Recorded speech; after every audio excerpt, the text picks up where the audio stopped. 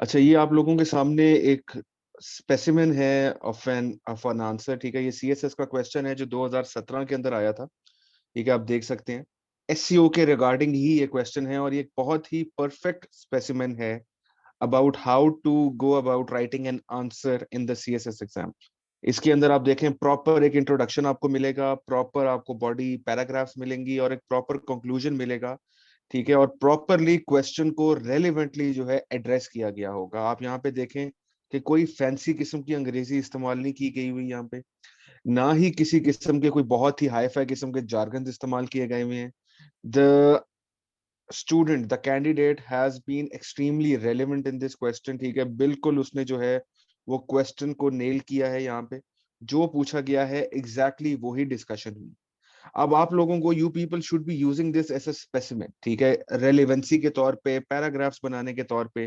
ठीक है, आप लोगों की अंडरस्टैंडिंग इससे बहुत ज्यादा जो है वो बेहतर होनी चाहिए। अब हम इन्हीं नोट्स को जो है वो डिस्कस कर लेते हैं, और हम एससीओ के ऊपर जो है आजकल, क्योंकि एससीओ एक बहुत ही वाइटल ऑर्गेनाइजेशन है, तो we should be discussing about SCO as well. ठीक है, तो एससीओ सबसे पहले तो थोड़ी सी एससीओ की हिस्ट्री डिस्कस करते हैं। ठीक है, एससीओ की हिस्ट्री ये है कि जी 1996 के अंदर एक तंजीम फॉर्म हुई थी जिसका नाम था शंघाई फाइव। शंघाई फाइव 1996 के अंदर। ठीक है, शंघाई कहां पे है? Shanghai is in China. Five का मतलब है कि उस टाइम पे जो है वो 5 मुल्क थे जिन्होंने ये ज्वाइन किया था 1996 के अंदर। और वो कौन कौन से मुल्क थे? वो थे China, Kazakhstan, Kyrgyzstan, Russia and Tajikistan. कौन कौन से थे जी? China, Kazakhstan, Kyrgyzstan, Russia, Tajikistan. ठीक है, अब यहाँ पे आपको एक क्या चीज कॉमन नजर आ रही है कि ये सारी जो है ये फॉर्मर सोवियत स्टेट्स हैं, या ये करंटली जो सेंट्रल एशियन रिपब्लिक्स जिनको हम कहते हैं, ये वो वाले जो हैं ये मुल्क हैं। ठीक है, ये एक पॉलिटिकल, इकोनॉमिक और एक सिक्योरिटी ऑर्गेनाइजेशन के तौर पे जो है ये उभर के जो है उस टाइम के ऊपर आई थी। अच्छा जी, फिर क्या होता है कि 2001 में, 1996 से 5 सालों के बाद, मेरे ख्याल है जून 2001 के अंदर, ठीक है, ये तंजीम जो है दोबारा इसकी जो मेंबरशिप है उसको बढ़ाया जाता है। ठीक है, और इसकी मेंबरशिप जो है, ठीक है, वो 2001 में उज्बेकिस्तान ऐड किया जाता है। 2001 के अंदर उज्बेकिस्तान ऐड किया जाता है, और फिर सब्सिक्वेंटली 2017 के अंदर पाकिस्तान और इंडिया इसके अंदर जो हैं वो शामिल हो जाते हैं। ठीक है, 2001 के अंदर जो है ये एससीओ बन गई थी, और एससीओ की मेंबरशिप फर्दर जो है वो 2017 के अंदर एनहांस होती है, जब पाकिस्तान और इंडिया जो है इसके मेंबर्स बन जाते हैं। तो एक तंजीम शुरू होती है शंघाई 5 से 96 के अंदर। 2001 में उसका छठा मेंबर ऐड होता है जो कि उज्बेकिस्तान होता है। फिर 2017 के अंदर क्या होता है जी? 2017 के अंदर जो है वो पाकिस्तान और इंडिया जो है वो दोनों मुल्क इसके अंदर जो हैं वो ऐड हो जाते हैं। पाकिस्तान को सपोर्ट करता है मेंबरशिप के लिए चाइना। इंडिया को सपोर्ट किया जाता है मेंबरशिप के लिए रशिया की तरफ से। अभी आपने देखा है कि समरकंद के अंदर जो है वो प्राइम मिनिस्टर लेवल समिट हुआ है एससीओ का। और एससीओ एक वो तंजीम है, एक वो जमात है जो कि बहुत ही ज्यादा सिग्निफिकेंस जो है वो रखती है। ठीक है, अब वो क्यों रखती है सिग्निफिकेंस? क्योंकि आपके सामने ही है, क्योंकि इसके अंदर तकरीबन दुनिया की 40% ऑफ द वर्ल्ड्स पॉपुलेशन जो है वो ये तंजीम कवर कर रही है। आपके पास यहाँ पे इंडिया है, आपके पास यहाँ पे चाइना है। ठीक है, तो approximately 40% of the population is being covered through this organization। और तकरीबन दुनिया की 30% जो ग्लोबल जीडीपी है वो एक इस तंजीम के अंदर है। ठीक है जी, इस तंजीम के अंदर है। इसकी जो सबसे सुप्रीम बॉडी है एससीओ की, उसको हम HSC बुलाते हैं, हेड्स ऑफ स्टेट काउंसिल। ये अभी हेड्स ऑफ स्टेट काउंसिल की ही मुलाकात हुई थी, कहां पे? समरकंद के अंदर, जो कि उज्बेकिस्तान का एक बहुत ही इंपॉर्टेंट सिटी है। ठीक है, जो कि एक बहुत ही इंपॉर्टेंट सिटी है। ठीक है, आई होप कि आप लोगों को आवाज आ रही है। यस सर, आवाज आ आ रही रही है है आवाज। ना? जी जी जी जी। सजील भाई, आ रही है। ठीक है। तो अच्छा, अब एससीओ जो है आपके सामने ही है कि एससीओ की रेलेवेंस अभी हम पाकिस्तान के पर्सपेक्टिव से इन नोट्स के हिसाब से मैं डिस्कस करूंगा, लेकिन एससीओ का आप ये अंदाजा करें कि एससीओ के ऊपर you have Pakistan, you have India, ठीक है, you have China, you have Russia, ठीक है। आप अंदाजा कर लें कि कितनी बड़ी पावरफुल न्यूक्लियर स्टेट्स जो हैं वो इसके ऊपर मौजूद है। फिर इसके अलावा आपके पास यहाँ पे सेंट्रल एशियन रिपब्लिक्स हैं जो कि बहुत बहुत ज्यादा रिच हैं इन नेचुरल रिसोर्सेस, ठीक है। फिर आपके पास यहाँ पे जो है पोटेंशियल है of Pakistan and India sitting together and solving their problems. वो एक अलग बात है कि हम लोग उस रूट पे नहीं जाते, लेकिन Pakistan and India have a potential platform to discuss their issues and solve out the matters, ठीक है। इनिशियली तो सार्क के अंदर ये मामला होने चाहिए थे, ठीक है, लेकिन पाकिस्तान के और इंडिया के मामला जो हैं अब एससीओ के थ्रू जो हैं वो ज्यादा बेहतर तौर पे गवर्न किए जा सकते हैं, ठीक है। लेकिन द प्रॉब्लम वही आ जाता है कि अगर हम चाहें तो अभी भी आप देखेंगे हमारे प्राइम मिनिस्टर और Indian prime minister, even though they're eight Samarkand, लेकिन आपस में उनका कोई इंटरेक्शन जो है वो किसी किस्म का नहीं हुआ, किसी किस्म की जो है उनकी बात नहीं हो सकी यहाँ पे, ठीक है जी। तो ये एससीओ की बड़ी ब्रीफ सी आप समरी है। एससीओ का जो सेक्रेटेरिएट है वो कहाँ पे है, वो बीजिंग के अंदर है, ठीक है। बीजिंग के अंदर जो है इसका सेक्रेटेरिएट है और वहीं पर ही इसकी एग्जीक्यूटिव बॉडी जो है वहीं पर ही बैठती है, ठीक है। तो हर दफा क्या होता है कि हर दफा जो है इनकी मुलाकात होती है, डिफरेंट मैटर्स डिस्कस होते हैं, साइड लाइन मुलाकातें होती हैं। इस दफा जो है आ, बात हो रही है of Iran joining the Shanghai Cooperation Organisation, ठीक है जी। ईरान जो है उसके बारे में बात की जा रही है कि ईरान जो है वो मेंबर बनेगा ऑफ एससीओ, ठीक है। और ईरान ने एक मेमोरेंडम भी साइन किया है, ठीक है, 15 सितंबर को, if I am not wrong, ठीक है। ईरान को जो है वो यहाँ पे इसके अंदर जो है वो शामिल करना चाहते हैं, ठीक है। और एक और मेंबर जो वाई कर रहा है इसकी मेंबरशिप के लिए, ठीक है, वो कौन सा है, वो बेलारूस है, वो बेलारूस है, ठीक है। अच्छा, अब इन तंजीमों के अंदर एक चीज आपको जो समझने की जरूरत है वो ये है कि एक तो परमानेंट मेंबर्स होते हैं, मेंबर स्टेट्स होते हैं, फिर इसके साथ साथ कुछ ऑब्जर्वर कंट्रीज होते हैं, ऑब्जर्वर कंट्रीज होते हैं। अब जैसे ईरान है, ईरान जो है वो एससीओ का ऑब्जर्वर बना हुआ था 2005 से, ठीक है।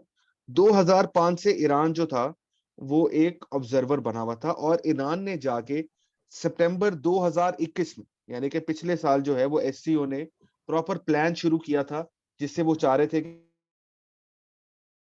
सके टू एससीओ, और ये अब जाके जो है इसके फॉर्मली मेमोरेंडम साइन हुआ है। और अभी भी तकरीबन 5 से 6 महीने लगेंगे of Iran becoming a member of the Shanghai Cooperation Organisation. इसके अलावा ऑब्जर्वर स्टेटस किसके पास है, इसके अलावा ऑब्जर्वर स्टेटस है बेलारूस के पास, ठीक है, बेलारूस के पास है। लेकिन बेलारूस का भी कोई फॉर्मल ऐसा हुआ नहीं है of joining the Shanghai Cooperation Organisation, ठीक है। फिर 2012 के अंदर ऑब्जर्वर स्टेटस जो है वो अफगानिस्तान को मिला था। इसके अलावा if I am not wrong Mongolia के पास जो है वो इसका ऑब्जर्वर स्टेटस है, और मंगोलिया शायद पहला मुल्क था जिसको एससीओ का ऑब्जर्वर स्टेटस मिला था, ठीक है। पाकिस्तान को जो है वो 2005 में ऑब्जर्वर स्टेटस मिला था, और पाकिस्तान जो है वो 2017 के अंदर एडमिट हुआ था इसका मेंबर। ईरान को भी जो है वो 2005 के अंदर पाकिस्तान के साथ ही ऑब्जर्वर स्टेटस मिला था, और अब जाके जो है ईरान को फॉर्मली जो है वो एंटर किया जाए।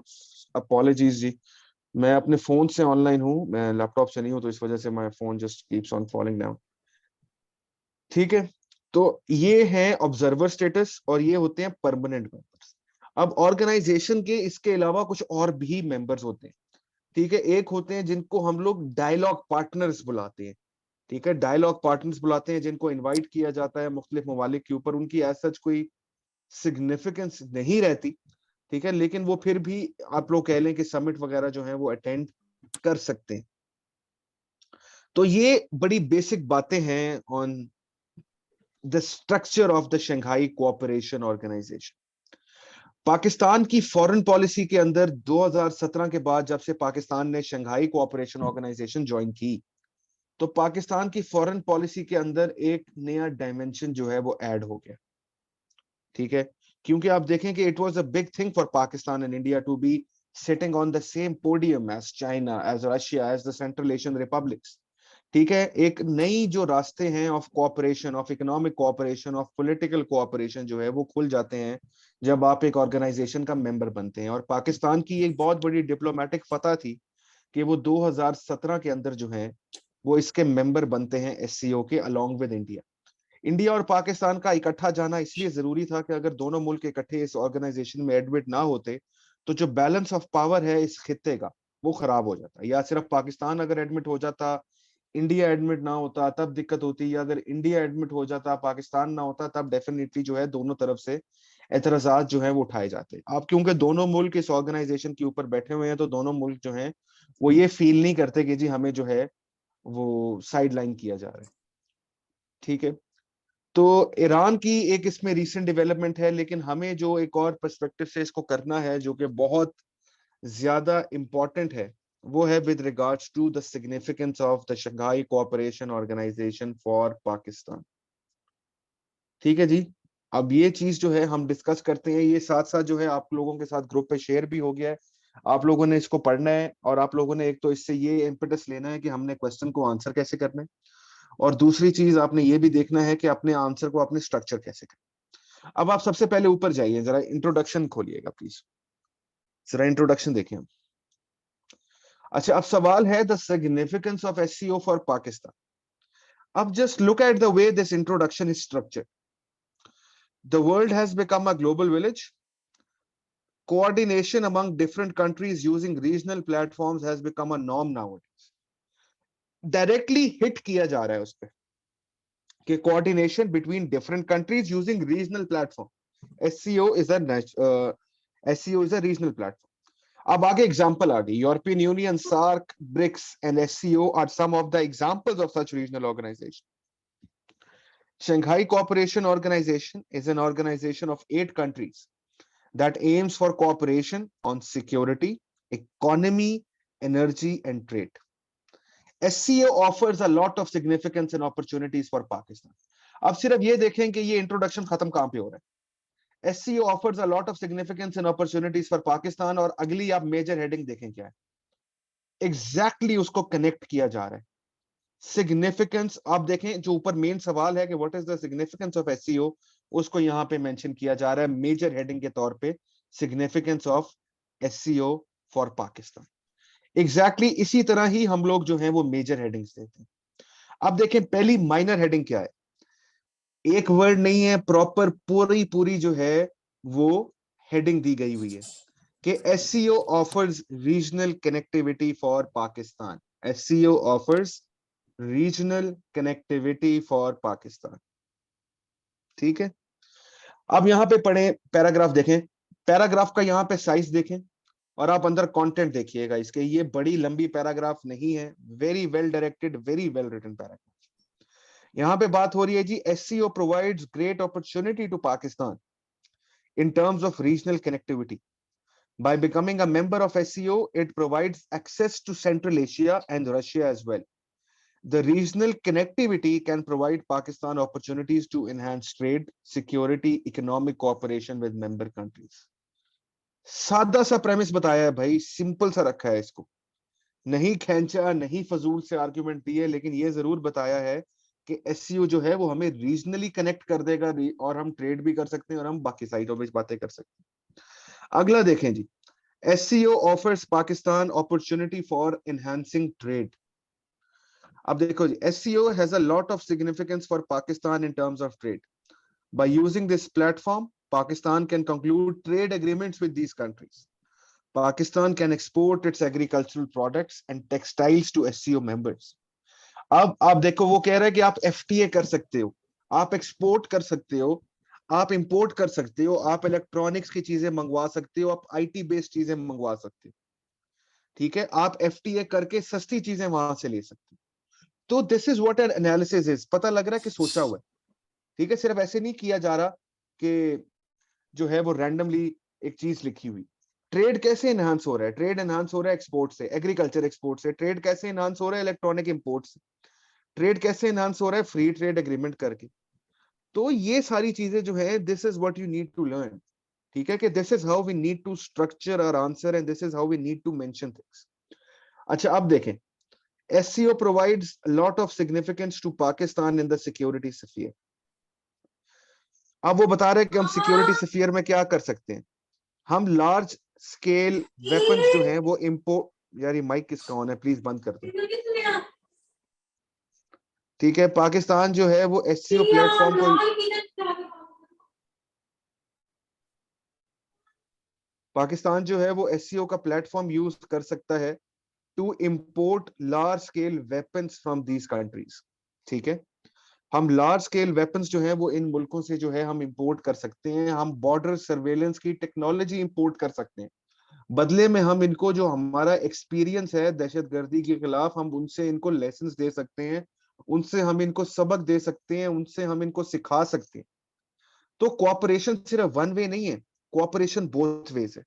और पाकिस्तान की सिग्निफिकेंस जो है वो दोनों तरह से ही एनहांस होती है। पाकिस्तान की सिग्निफिकेंस जो है वो दोनों तरह से ही बढ़ती है। यहाँ पे आगे चलिएगा,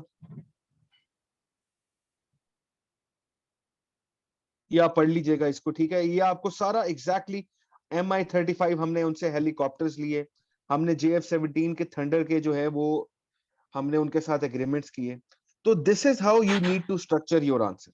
और आप SCO से देख लें कि SCO से हमें बेनिफिट्स कितने ज्यादा हैं। ठीक है, SCO में रशिया जो है वो हमें डिफेंस टेक्नोलॉजी दे सकता है। सेंट्रल एशियन रिपब्लिक्स के साथ हम बिजली के मुआहिदे कर सकते हैं, ऑयल के मुआहिदे कर सकते हैं। चाइना के साथ जो है वो हम अपनी पार्टनरशिप को फर्दर स्ट्रेंथन कर सकते हैं। इंडिया के साथ जो है हम अपने डिप्लोमेटिक रास्ते खोल सकते हैं और इंडिया के साथ अपने जो इश्यूज है उनको सॉल्व कर सकते हैं। हम कनेक्ट भी हो रहे हैं, हमारी इकोनॉमी भी ग्रो कर रही है, हम लोग पॉलिटिकली भी ग्रो कर रहे हैं, और हमारे जो सोशल प्रॉब्लम्स हैं हम उनसे भी हल कर सकते हैं मसले। हम उनसे बॉर्डर टेक्नोलॉजी ले सकते हैं, हम उनसे जो है इलेक्ट्रॉनिक्स की चीजें ले सकते हैं, सस्ती ले सकते हैं, हम उनके साथ टूरिज्म के एग्रीमेंट्स कर सकते हैं, हम उनको जो है टूरिज्म के वीजास बना सकते हैं अपने। हम लोग जिस तरह भी हो सकता है हम लोग अपने मामलात को जो है वो और ज्यादा स्ट्रीमलाइन कर सकते हैं when we are sitting together on a regional platform such as that of the Shanghai Cooperation Organisation. ठीक है, तो these are notes for you, ये आप लोग इनको पढ़ लीजिएगा। एग्जैक्टली वही बातें हैं इसके अंदर, एज सच कोई ऐसी बात नहीं है जो कि आप लोगों को नहीं समझ आती। एनीवेज, कोई भी चीज इसके अंदर हो आप इसको जरूर देखें। हमने इन सारी चीजों को वन वे और द अदर ऑलरेडी हमने एड्रेस किया हुआ है। अगर हम किसी चीज को डायरेक्टली एड्रेस नहीं करते तो जो हमारी बाकी डिस्कशंस होती हैं उसके अंदर जो है हम लोग उनको डिस्कस कर लेते हैं। ठीक है, अब आप एक और देखें, इंडिया हमेशा जो है वो पाकिस्तान को कहता है कि जी हम पाकिस्तान को इंटरनेशनली आइसोलेट करें। तो क्या SCO जो है वो पाकिस्तान की आइसोलेशन का सबूत है? पाकिस्तान को तो और मेंबर्स मिल रहे हैं। ठीक है, पाकिस्तान को जो है वो एनर्जी प्रोजेक्ट्स हम लोग कर पा रहे हैं, कजाकिस्तान के साथ, किर्गिस्तान के साथ, उज्बेकिस्तान के साथ जो है हम लोग अभी रेलवे लाइन के प्रोजेक्ट की बात कर रहे हैं, लेकिन वो अफगानिस्तान का जो मसला है वो बीच में अड़ा हुआ है। इस टाइम पे SCO के लिए जो सबसे जरूरी और इंपॉर्टेंट चीज जो उनको करनी चाहिए वो ये है कि दे हैव टू इंश्योर कि अफगानिस्तान के मसले का वो जल्द से जल्द हल निकाले। ठीक है, Afghanistan should be on the top of the priority for the SCO countries. तो this is the significance of SCO। If you people have any questions with regards to the Shanghai Cooperation Organization, तो आप kindly जो है अभी मुझसे पूछ लें, ये नोट्स आपके साथ शेयर कर दिए गए हैं। If there is any other thing that you people want to ask, अभी आप लोग मुझसे जो है वो पूछ सकते हैं, और मैं आप लोगों का जो है इसके ऊपर जितने भी आपके सवालात हैं वो मैं क्लियर उसको कर दूं। ये जैन भाई, क्लास में भी लोग बैठे हैं या सिर्फ ऑनलाइन जो ले रहे हैं वही लोग हैं? ये सर क्लास में बैठे हुए हैं यहाँ पे। अच्छा, सही है। मैं इनका क्वेश्चन लेता हूँ। हाँ जी, प्लीज लें, फिर हमने अगला टॉपिक जो है वो शुरू करना है।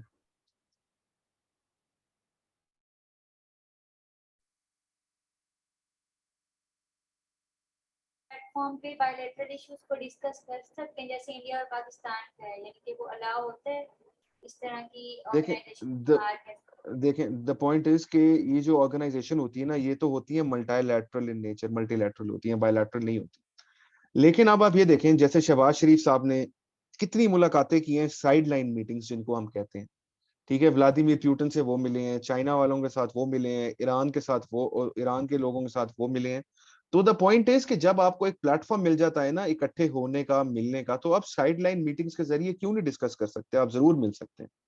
एससीओ का मकसद जो है वो पाकिस्तान और इंडिया के ताल्लुकात सही कराना नहीं है, ठीक है?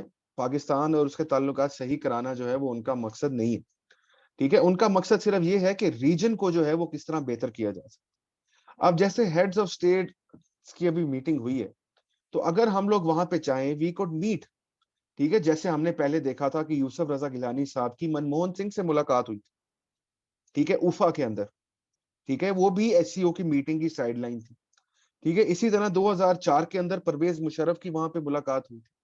तो ये जो साइडलाइन मीटिंग्स होती है ना, ये साइडलाइन मीटिंग्स को आप इस्तेमाल कर सकते हैं टू डिस्कस योर मैटर्स, ठीक है? और डेफिनेटली जब आप एक रीजन के तौर पे बैठे हुए हैं जहां पे चाइना भी है जो कि पाकिस्तान को सपोर्ट करता है, रशिया के साथ भी हमारे कोई इतने बुरे ताल्लुकात नहीं है अब, तो द पॉइंट इज कि ये जो ऑर्गेनाइजेशंस हैं फिर ये एक नेचुरल सा कंड्यूट बन जाती हैं for improving your relationships. So that is how it works. लेकिन ये कोई डायरेक्टली ऐसा नहीं होता कि जी हमने पाकिस्तान और इंडिया के जो है वो ताल्लुकात ठीक करने हैं, ऐसा नहीं है, it does not work that way. लेकिन द साइडलाइन मीटिंग्स और आपका जो पूरा डेलीगेशन है वो कभी आपका किसी इंडिया के फॉरेन मिनिस्टर से मिल सकता है या जो अकम्पनिंग डेलीगेशन है उसके साथ मुलाकात हो सकती है। So this is how it works.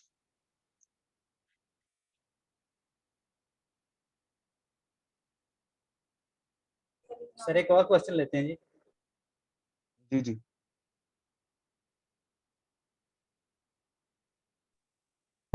Sir हम लोग इस क्वेश्चन को सॉल्व करते हुए मैप यूज कर सकते हैं? जरूरत ही नहीं है। और सर या हम तो लोग आपके पास टाइम हो ना इतना। द पॉइंट इज कि इतना आपके पास टाइम ही नहीं है कि आपको इस सवाल के अंदर जो है मैप, इस सवाल के अंदर आप मैप बना के क्या प्रूफ करेंगे? कुछ भी प्रूफ नहीं कर पाएंगे। सर ये व्हाट जरा will you sir map do कौन बाय कौन मेकिंग अ से मैप? ऐसे टॉपिक हैं जिनमें मैप हमें जरूरी होगा? देखें, सीपेक का अगर कोई सीपेक की बात कर रहे हो, सीपेक के इंपॉर्टेंस बता रहे हो, सीपेक का रूट बता रहे हो, तो उसके अंदर आप उसका वेस्टर्न रूट जो है वो स्केच कर सकते हो। एससीओ के अंदर why do you need a map? SCO के अंदर there is absolutely no need of a map, ठीक है? यहाँ पे मैप बना के ऐसे लगेगा कि आप ओवर एफिशिएंसियां झाड़ रहे हैं और आपके पास टाइम भी नहीं होगा। द पॉइंट इज कि आपने जो है एक प्रॉपर एनालिसिस करना है, प्रॉपर एनालिसिस करना है। यहाँ पे जो है you don't need a map, ठीक है? यहाँ पे आपको मैप की इतनी जरूरत नहीं है। देखें, अगर आप, मैं मेरे अकॉर्डिंगली तो मैप जो है वो बहुत ही कम जगहों पे चाहिए होता है, ठीक है? क्योंकि आपके पास एक तो टाइम नहीं होता और दूसरा इतने कोई सवाल ऐसे नहीं होते जिसके अंदर आपने पूरा वहां पे बैठ के मैप स्केच करना है और बताना है कि जी ये कैसे है, ये कहाँ पे, ठीक है? वो सिर्फ अगर आप फील कर रहे हैं कि फॉर एग्जांपल जी सीपेक का वेस्टर्न रूट मैं मैप के जरिए ज्यादा बेहतर बता सकता हूँ, तो गो फॉर इट, ठीक है? आपके लिए बेहतर है, ठीक है? तो ये चीजें जो हैं ये और मामलात के अंदर आप कर सकते हैं, लेकिन मैप्स जो हैं वो अवॉइड करें, वो आपका टाइम कंज्यूम करेंगे। एग्जामिनर ने आपने 15 मिनट मैप पे लगा देने हैं, बाकी आप एनालिसिस कहाँ पे कर पाएंगे? एक एक मिनट यहाँ पे बहुत ज्यादा कीमती है, ठीक है? सर तो जैसे इस कहते वजह हैं कि से करंट अफेयर में मैप इंपॉर्टेंट होते हैं, तो इसका मतलब है कि तो ये इम्पोर्टेंट तो नहीं किस है? में मैप इंपॉर्टेंट होते हैं? सवाल के हिसाब से इंपॉर्टेंट है ना। अगर सवाल ही नहीं है मैप वाला तो आप मैप कैसे बनाएंगे उसके अंदर? एससीओ मैप वाला सवाल नहीं है। आप देखो एससीओ का सवाल क्या है यहाँ पे, explain the significance of SCO for Pakistan. अब यहाँ पे मुझे आप ये बताओ कि मैप जो है वो किसी किस्म की वैल्यू ऐड करेगा? मकसद तो ये है ना, लोगों के कहने पे तो हमने मैप नहीं बनाने, हमने तो ये सोच के मैप बनाना है कि क्या मेरे सवाल के अंदर, मेरे जवाब के अंदर ये वैल्यू ऐड कर रहा है या नहीं कर रहा। मेरे हिसाब से एससीओ के अंदर तो फजूल काम है मैप बनाना, बिल्कुल भी वैल्यू ऐड नहीं कर रहा। तो अगर बिल्कुल भी वैल्यू ऐड नहीं कर रहा तो मैं क्यों बनाऊं? सीपेक के अंदर बन रहा है मैं बना दूंगा, कश्मीर के अंदर भी वैसे जरूरत तो नहीं है, अगर वहां पे बना रहा है चलो वहां, इससे तो फिर भी रेलिवेंट होगा। अगर मैं वहां पे बना रहा हूँ चलो मैं वहां पे बना दूंगा, ठीक है? लेकिन अगर तो वैल्यू ऐड हो रही है, दैट्स इट। अगर वैल्यू ऐड नहीं कर पा रहे हो, उसने सिग्निफिकेंस पूछी है ना एससीओ की पाकिस्तान के लिए, आप मैप के ऊपर सिग्निफिकेंस कैसे दिखाओगे? क्या आप बताओगे कि जी ये रास्ता जा रहा है एससीओ मुल्कों के अंदर, उससे बता पाओगे आप? उससे अपने आप को एनालाइज करवा पाओगे? नहीं। तो बेहतर यहाँ पे यही है, ये क्वेश्चन टू क्वेश्चन होता है, बेहतर यही है कि go for a proper analysis rather than going for a map that does not add any value to this. Okay sir. चलिए थोड़ा सा इसको अच्छा और एलेबोरेट कर लें। ये स्टूडेंट्स के अंदर ना एक मिसकंसेप्शन है रिगार्डिंग मैप कि हर सवाल में मैप होना चाहिए। नहीं नहीं नहीं नहीं, एब्सोल्युटली रॉन्ग, एब्सोल्युटली रॉन्ग। अभी आप लोग प्रैक्टिस में नहीं है रिटर्न के, आप लोगों को इस चीज का अंदाजा भी नहीं है कि आप लोगों के पास कितना कम टाइम होता है। आप लोगों को शायद ये लग रहा है कि जी हम लोग मैप बना लेंगे। भाई मैप, एक तो ये बात है कि मैप अगर आपने गलत बनाया तो आप उधर ही फंस गए। तो आप उस ग्रे एरिया के अंदर क्यों जा रहे हैं? आपको लगता है कि जो लोग अच्छे नंबर लेते हैं सारे वो मैप बनाते हैं? भाई नहीं बनाते मैप, ठीक है। अब आप देखें, मुझसे वही बात मैं बार बार रिपीट कर रहा हूं कि अगर तो सवाल के अंदर, जवाब के अंदर वैल्यू ऐड हो रही है, सिर्फ तब बनेगा ना। यहां पे आप चलो पाकिस्तान बनाओगे, फिर आप पाकिस्तान के साथ अफगानिस्तान दिखाओगे, फिर सेंट्रल एशिया दिखा दोगे, ठीक है। अब मुझे सवाल आया कि जी रीजनल कनेक्टिविटी को मैप में शो, आप मुझे आप खुद बताएं, आप रीजनल कनेक्टिविटी को मैप में कैसे शो करें? आप वही कह रहे हो ना, आप पाकिस्तान बनाएंगे, आप अफगानिस्तान बनाएंगे, आप सेंट्रल एशिया बनाएंगे, आप रशिया बनाएंगे, आपके 15 मिनट इसमें लग गए। फिर आप रास्ता दिखाएंगे कि भाई पाकिस्तान का जो है वो रास्ता जा रहा है, रीजनल कनेक्टिविटी हो रही है। और पहली बात तो मुझे ये बताएं कि इसमें अफगानिस्तान तो है नहीं, ठीक है। तो फिर आप रीजनल कनेक्टिविटी कैसे शो करेंगे जब अफगानिस्तान इसमें नहीं? द पॉइंट इज के मैप्स के अंदर और ऑन पेपर जो आप चीजें लिख रहे हैं वो डिफरेंट है। अब आप ऐसा नहीं कर सकते कि आप शो कर देंगे जी अफगानिस्तान भी एससीओ का मेंबर बन गया। द पॉइंट इज कि रीजनल कनेक्टिविटी का यहाँ पे ये मतलब है कि you have a platform where you can sit and talk about trade, you can talk about politics, you can talk about your border security, you can talk about energy projects.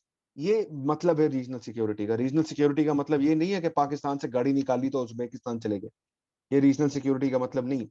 तो map के ऊपर तो ये show होगी नहीं regional security.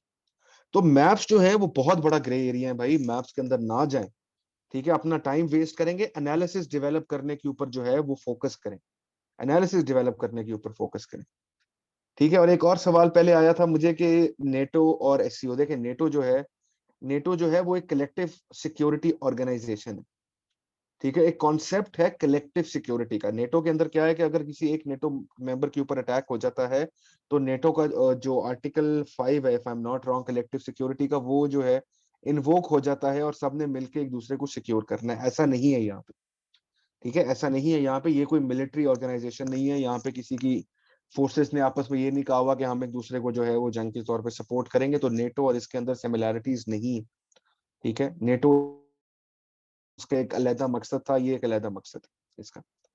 अच्छा, अभी और क्या सवाल आया है? Can SCO be a union in future like EU? यार ये काश ऐसा हो जाए कि एक ईयू जैसा ब्लॉक हमारा बन जाए यहाँ पे। लेकिन आप लोगों को ये पता है कि इससे ज्यादा, एससीओ से ज्यादा पोटेंशियल जो ईयू बनने का है ना, वो है सार्क के पास। सार्क कौन सी तंजीम है? South Asian Association for Regional Cooperation, SAARC, ठीक है। उसके भी 8 मेंबर्स हैं, ठीक है। मालदीव्स, भूटान, बांग्लादेश, श्रीलंका, पाकिस्तान, अफगानिस्तान, इंडिया और नेपाल। ज्यादा पोटेंशियल वहां पे ईयू बनने का। लेकिन हमारी बदकिस्मती ये है कि South Asia is one of the least integrated regions, ठीक है। आपस में तिजारत ही नहीं करते ये साउथ एशियंस जो है। पाकिस्तान और इंडिया के जो आपस में कॉन्फ्लिक्ट्स हैं और जो मसले मसाइल हैं, उन्होंने एक तो सार्क को जो है वो रेंडर किया हुआ है इनइफेक्टिव और बिल्कुल ही काम नहीं हो रहा। तो एससीओ तो आई डोंट बिलीव कि ईयू बन सकता है, क्योंकि यहाँ पे बहुत बड़ी बड़ी पावर्स हैं, ठीक है। चाइना का और इंडिया के जो हैं वो डिफरेंट जियोपॉलिटिकल और जियो स्ट्रेटेजिक एम्स हैं, ठीक है। पाकिस्तान और इंडिया के डेफिनेटली डिफरेंट हैं, ब्लॉक्स बने हुए हैं। तो ईयू तो वो बन सकता है ना जहाँ पे ऐसा ये मसले ना हो, ठीक है, और जहाँ पे आप अपनी अना को जो है वो पीछे रख सकें। तो ये एससीओ के अंदर तो पॉसिबल नहीं है। SAARC I would say is better suited for this concept, लेकिन साउथ एशिया के अंदर it is not possible I believe, क्योंकि हमारे यहाँ पे इंटीग्रेशन जो है ये बिल्कुल नहीं है, ठीक है। वो बिल्कुल भी यहाँ पे नहीं है। तो आई डोंट थिंक कि ये जो है इस तरह का पॉसिबिलिटी जो है ये हो सकती है, ठीक है। और कौन सा सवाल है जी?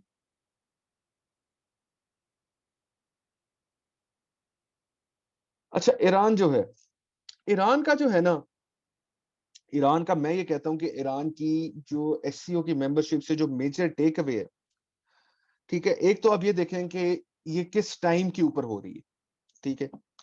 ये उस टाइम के ऊपर हो रही है जब ईरान इज अंडर सैंक्शंस, जब ईरान के ऊपर जो है उसके ऑयल के ऊपर मसले मसाइल चल रहे हैं, ईरान की डिप्लोमेसी जो है वो फंसी हुई है, ईरान की प्रेस्टीज के ऊपर बहुत सारे क्वेश्चन मार्क्स हैं, ठीक है।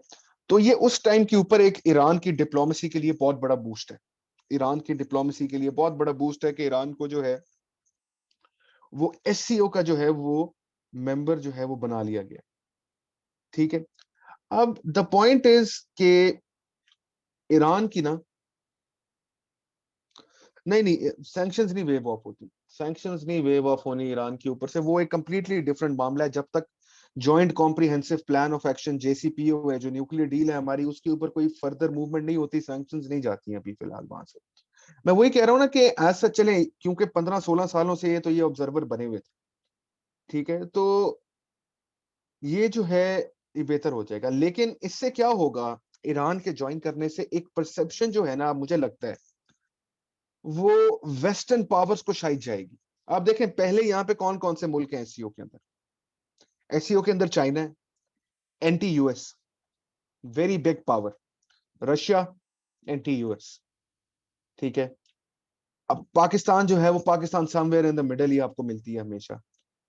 एक इंडिया है जो हम कह सकते हैं जो कि क्लोजर टर्म्स के ऊपर है विद द US। अब ईरान के यहाँ पे फुल ऑन मेंबर बनने से ना, ठीक है, क्या होगा, एक तो ईरान को बूस्ट मिलेगा, और इससे ये एक परसेप्शन जा सकती है कि भाई maybe this might become a bloc that is anti-Western in the future। ठीक है, और शायद डाउन द रोड या डाउन द लाइन जो है, ये जो ब्लॉक है ये शायद जाके जो है वो किसी पॉइंट पे US हेजेमनी को चैलेंज कर सकता है, या US हेजेमनी को जो है, नहीं SCO वर्ल्ड ऑर्डर नहीं चेंज कर सकता। SCO cannot change the world order। SCO will just be a regional organization and I don't believe nothing more than that। World order को चेंज करने के लिए इट्स नॉट दैट इजी, लेकिन world order हमें जो है वो अब तब्दील होता दोबारा वैसे नजर तो आ रहा है with the rise of China. ठीक है, डेफिनेटली हमें वहां से ये पता तो लग रहा है। ठीक है, अच्छा जी, आप लोगों को इसमें अब ये देखें कि एक ईरान के ऐड होने से ये भी हो सकता है कि अब SCO मेंबर्स ने ईरान को ऐड कर दिया। अब ईरान का जो है वो डायरेक्ट इम्पैक्ट किसके ऊपर आता है, सऊदी अरेबिया के ऊपर आता है। अब डेफिनेटली जो है वो सऊदी अरेबिया का उन्होंने बैलेंस आउट तो करना है सऊदी अरेबिया को, कि जब हम ईरान को ऐड कर रहे हैं तो सऊदी का क्या करें। ठीक है, अब सऊदी अरेबिया को उन्होंने, मैंने आपको शुरू में बताया था कि डायलॉग पार्टनर्स, तो सऊदी अरेबिया को उन्होंने डायलॉग पार्टनर्स बना लिए, इस वजह से कि कहीं ये ना हो कि सऊदी अरेबिया का ये ना सोचे कि जी ईरान जो है वो मुकम्मल तौर पे जो है खुली छूट है उसको SCO के अंदर और कोई चेक एंड बैलेंस नहीं। यहाँ पे क्या होगा कि डायलॉग पार्टनर्स के जरिए सऊदी अरेबिया के सामने ही हो रहा होगा जो चीजें जो है वो सारी हो रही होंगी। ठीक है, और अब आप ये देख लें कि पहले जो है ईरान के बड़े मसले थे, ईरान को सपोर्ट नहीं किया जा रहा था। ईरान की मेंबरशिप पहले आपको पता है कौन रोक रहा था यहाँ पे, ताजिकिस्तान रोकता था। ठीक है, Tajikistan used to stop the membership of Iran previously, लेकिन अब जो है उनके मामला उनके साथ जो है वो बेहतर हो गए। और एक और चीज जो बहुत सिग्निफिकेंट है फॉर ईरान वो ये है कि आपको पता है कि 1979 के अंदर ईरानियन रेवोल्यूशन आया था, और मेरा हिसाब से आई एम नॉट श्योर इस बात के ऊपर, लेकिन मुझे लगता है कि मैं ठीक बात कर रहा हूँ कि ये पहला फुल मेंबरशिप है of a major regional bloc for Iran after 1979। तो इस वजह से मैं ये कह रहा हूं कि this is a very very big boost for Iran, और ईरान के लिए जो है ये एक बहुत बड़ी बूस्टर है इस चीज के लिए, और ईरान की प्रेस्टीज के लिए जो है ये बहुत बेहतर। इसके अंदर एक और चीज जो बहुत बेहतर हो सकती है वो ये हो सकती है कि पाकिस्तान और ईरान के हमारे कोई ताल्लुकात में, पाकिस्तान और ईरान याद रखिएगा वो ताल्लुकात हैं जिनके अंदर किसी किस्म का कोई डिस्प्यूट नहीं है। Always remember, we do not have any dispute with Iran whatsoever. Iran के साथ हमारे इरिटेंट्स, तो ये फर्क है, इरिटेंट्स तो यार अमेरिका और कनाडा के रिलेशनशिप में भी होते हैं। तो SCO के मेंबर बनने से क्या होगा कि पाकिस्तान और ईरान पहले ही करीब हो जाए और पहले ही बेहतर टर्म्स पे हैं और ज्यादा कंसोलिडेट हो सकते हैं। इसके बाद और क्या चीज होगी कि ईरान और चाइना ने 25 सालों की डील साइन की हुई, ठीक है, जो कि बहुत बड़ी $400 अरब की डील है, $400 बिलियन की डील है।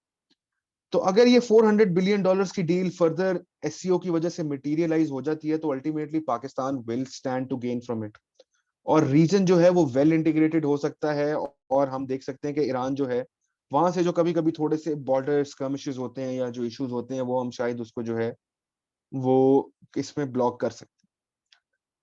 तो आई होप कि कुछ समझ आई होगी।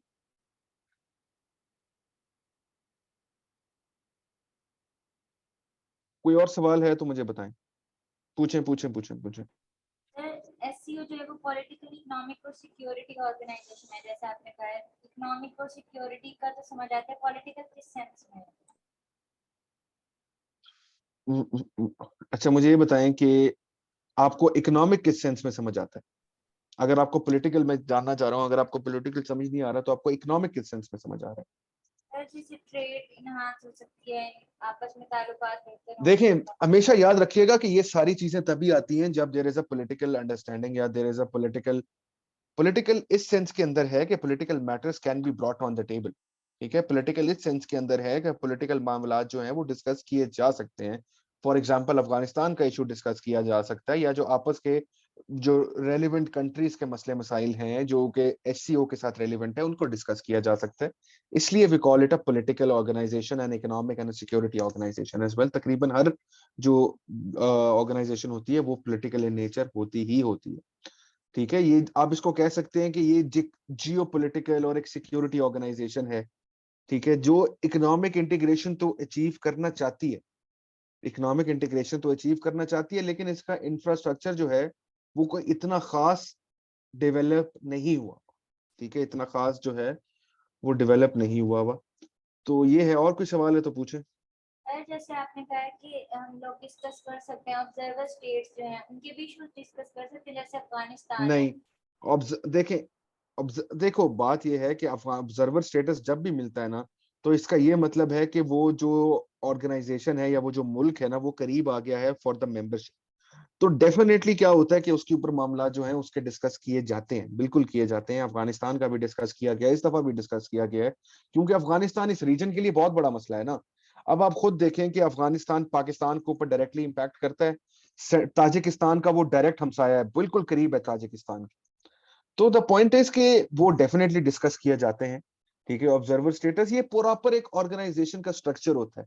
ठीक है, ये ऐसा नहीं है कि हम ये नहीं कर सकते, हम ये नहीं कर सकते। एक प्रॉपर एक तंजीम के तौर पे जो है इसको चलाया जाता है। और ऑब्जर्वर जो होते हैं उनके डेफिनेटली ऑब्जर्वर स्टेटस देने का मकसद ही ये होता है कि वी आर कंसिडरिंग देम, कि हम इनको जो है फ्यूचर में इंडक्ट कर सकें या फ्यूचर में इनके ऊपर हम जो है डिस्कशन कर सकें। सर जैसे कुछ ऐसे कंट्रीज हैं जो मेंबर्स नहीं है, लेकिन वो हम लोगों की यानी कि पाकिस्तान और जो भी एससीओ के मेंबर्स हैं उनकी करीब करीब हैं, सराउंडिंग में, तो उनको डिस्कस कर सकते हैं। जो अगर कोई भी प्रॉब्लम, जैसे अफगानिस्तान है या कोई भी इस तरह देखो, का हाँ हाँ, देखो द पॉइंट इज कि अगर तो मेंबर कंट्रीज चाहते हैं, अगर तो मेंबर कंट्रीज चाहते हैं उसके ऊपर डिस्कशन करना, तो बिल्कुल होगी उसके ऊपर। अगर वो नहीं चाहते या किसी को कोई एतराज है या किसी को कोई इशू है, तब नहीं होगी। लेकिन मेजॉरिटी ऑफ द केसेस में if there is a pressing issue that needs urgent discussion, तो डेफिनेटली उसके ऊपर बात जो है वो जरूर होती है।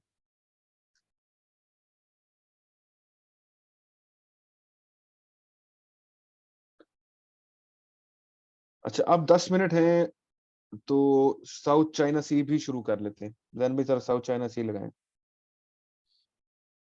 उसके नोट्स भी इन लोगों के साथ शेयर कर दीजिएगा साउथ चाइना सी के, और उसकी प्रेजेंटेशन जो है वो शेयर कर दें।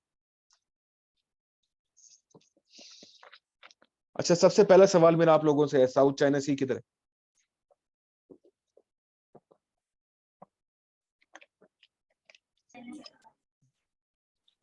Where is the South China Sea? China में है।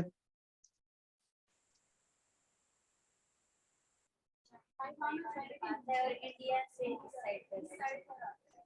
Sir, they have mixed क्या? views. अच्छा, मुझे बताएं कहाँ पे है साउथ चाइना सी?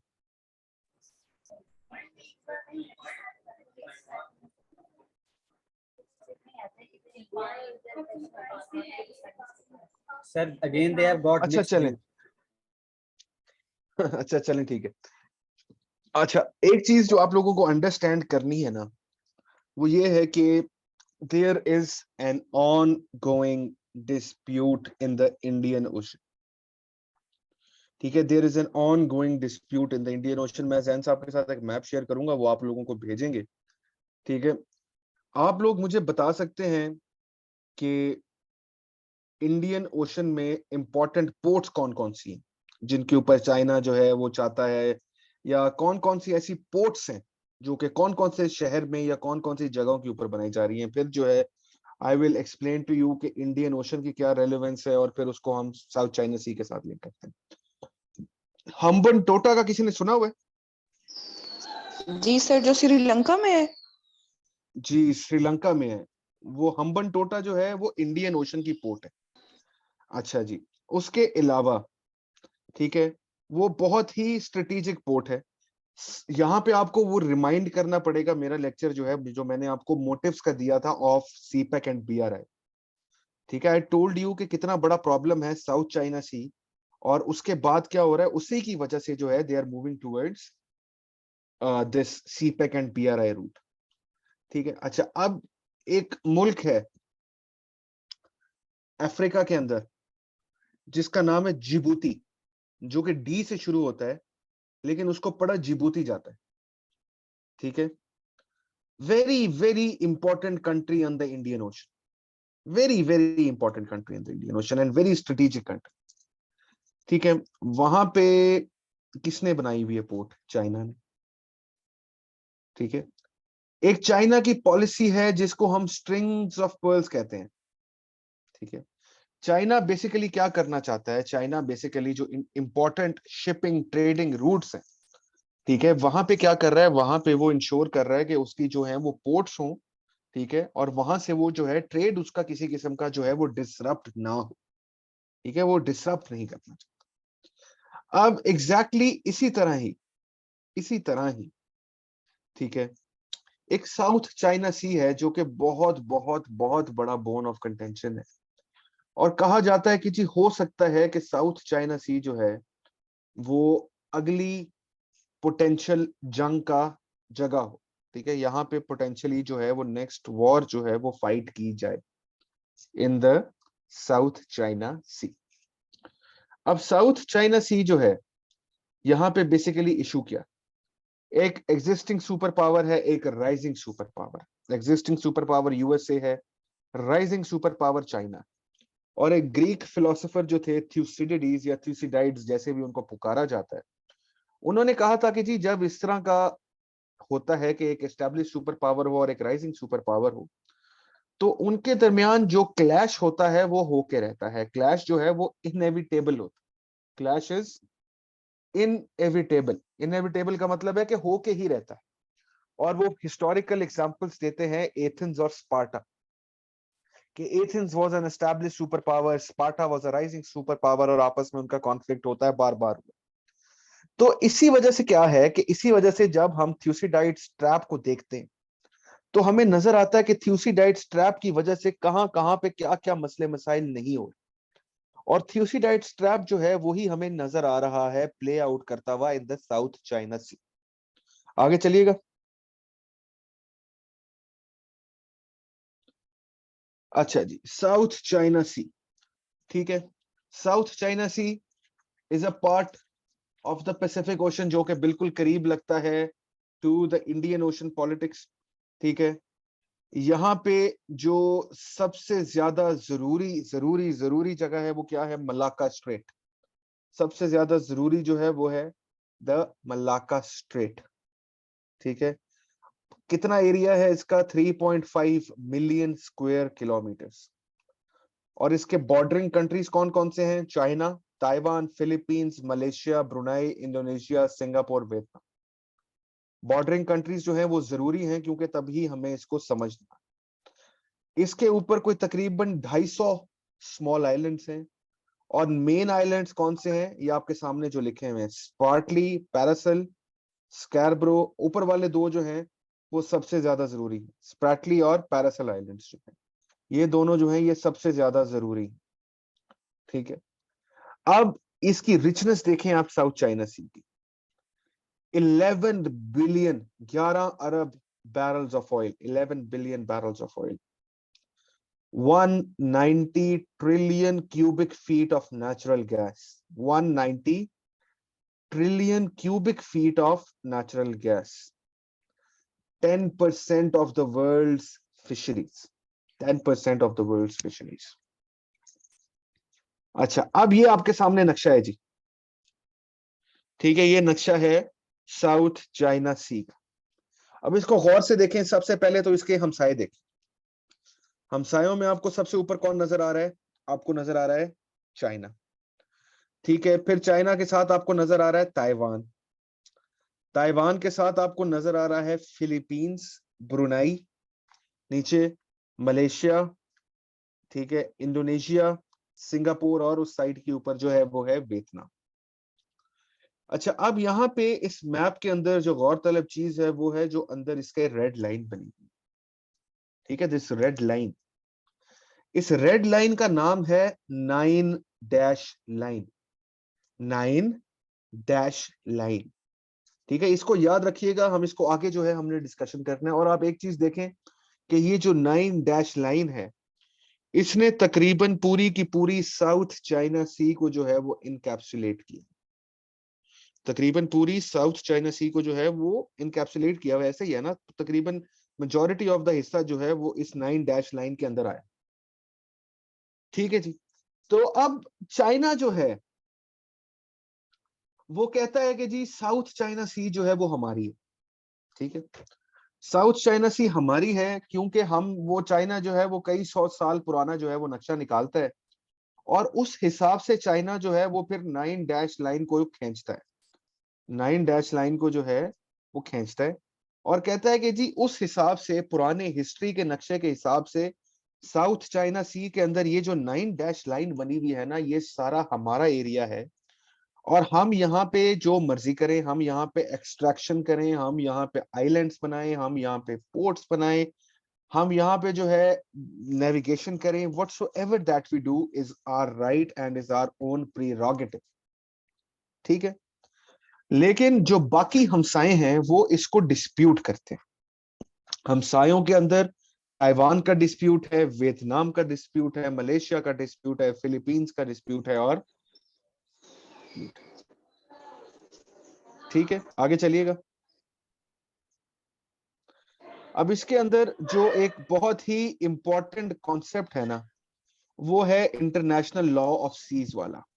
अच्छा, इस कॉन्सेप्ट को समझाने के लिए मुझे टाइम चाहिए, और मुझे लगता है आप लोगों के आगे जो है वो क्लासेस भी होंगी, and I also have an engagement, इसको जो है वो अभी रोकते हैं इधर ही, ठीक है। मैं कल जो है आप लोगों के साथ शुरू करूंगा on the international law of seas, जो कि सबसे पहले जो है वो इंटरनेशनल लॉ का बेसिकली टॉपिक है। लेकिन मैं आपको ये समझाऊंगा कि समंदर जो है उनके अंदर एक मुल्क की टेरिटोरियल बाउंड्री कहां तक होती, ठीक है, कहां तक जो है, आप देखो ना, अब पाकिस्तान के साथ जो समुद्री हदूद है, पाकिस्तान वहां पे कहां तक जा सकता है, कहां पे समंदर के अंदर पाकिस्तान की हदूद खत्म हो जाती है। तो ये कॉन्सेप्ट जो है ये समझना पहले बहुत जरूरी है, और हम साउथ चाइना सी को जो है उसके बाद ही प्रॉपर्ली हम डिस्कस करेंगे, और फिर आपको समझ आ जाएगा कि ये किस तरह यहाँ पे जो है वो सियासत हो रही है, और किस तरह जो है ये एक वो इलाका बना हुआ है जहाँ पे किसी भी टाइम कोई भी बड़ा जो वाकया है वो एरप्ट हो सकता है, और कभी भी यहाँ पे इशू हो सकता है। ठीक है जी, तो आई होप कि आप लोगों को जो है समझ आया होगा इसका मामला जो है, एंड आई होप कि हम लोग जो है कल इसके ऊपर फर्दर जो है वो साउथ चाइना सी के ऊपर, और हमारा जो अगला टॉपिक होगा उसके ऊपर हम साथ जो है वो डिस्कशन करेंगे। ये आप लोगों के साथ नोट्स शेयर हो गए हैं, please have a close look on how to attempt the question, paragraph कैसे लिखनी है, इंट्रोडक्शन रेलिवेंट कैसे लिखना है, कैसे अपने जो है वो जवाब को स्ट्रक्चर करना है, ये आपको बहुत ज्यादा जो है इसमें फायदा देगा। ठीक है, तो आज के लिए I would like to take a leave from you people now. हम लोग इंशाल्लाह जो है कल सिमिलरली 4:30 के ऊपर जो है हम लोग आपसे मिलेंगे, and I will be discussing this with you people इंशाल्लाह। और जो हम IPEF है और जो बाकी चीजें जो रिलेटेड हैं, B3W, इवन दो कि वो अभी बिल्कुल भी किसी भी फेज के अंदर नहीं पहुंचे हुए, लेकिन वो मैं आपको सिर्फ बता दूंगा कि वो अमेरिका ने जो है वो प्लान्स बनाए हुए हैं टू इनिशिएट दोज थिंग्स, ताकि आप लोगों को समझ आ जाए कि how does it work over here. ठीक है, थैंक यू जैन भाई, इनके साथ आप लोगों ने एक काम करना है, आपने इनको जो है वो क्वाड, ऑकस, इनके ऊपर जो है इनके साथ वीडियो शेयर कर लें या कोई रेलिवेंट मटेरियल शेयर कर लें।